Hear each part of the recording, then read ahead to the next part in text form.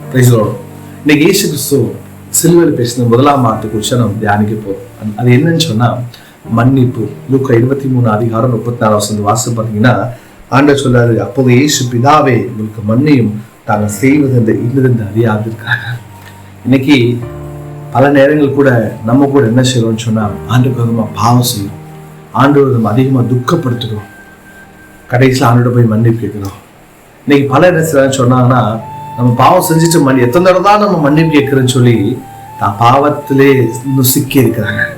2 நாட்கள் ஆண்டவர்களை பார்த்து சொல்ல விரும்புகிறாரு, நீ ஆண்டவர் சமூகத்தில் உன்னோட பாவத்தை மன்னிப்பு கேட்டீங்கன்னு சொன்னா உடைய குமாரன இயேசுவின் அர்த்தம் உன்னுடைய பாவங்களை மன்னித்து சுத்திகரிக்கும். பாஸ்டர், நான் எத்தனை முறை தான் பாஸ்டர் மன்னிப்பு கேட்கிறது?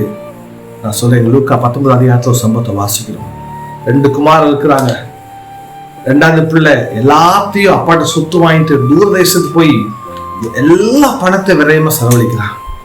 எதுவுமே இல்லை. கடைசியில பன்னிக்கு கிடைக்கிற தவிடு கூட இல்லாம இருக்கும்போது யோசிக்கிறான், நான் நிறைய பாவம் செஞ்சுட்டேன், அப்பாட்ட போய் கூலிக்காரன் ஏற்றுக்கொள்ளுன்னு கேட்கிறேன் அப்படின்னு சொல்லி அப்பாட்ட வர்றான். அப்பாட்ட வந்துட்டு, தகப்பனே நான் பறத்துக்குள்ள பாவம் செஞ்சேன்னு சொல்லி ஒப்பு கொடுக்குறான்.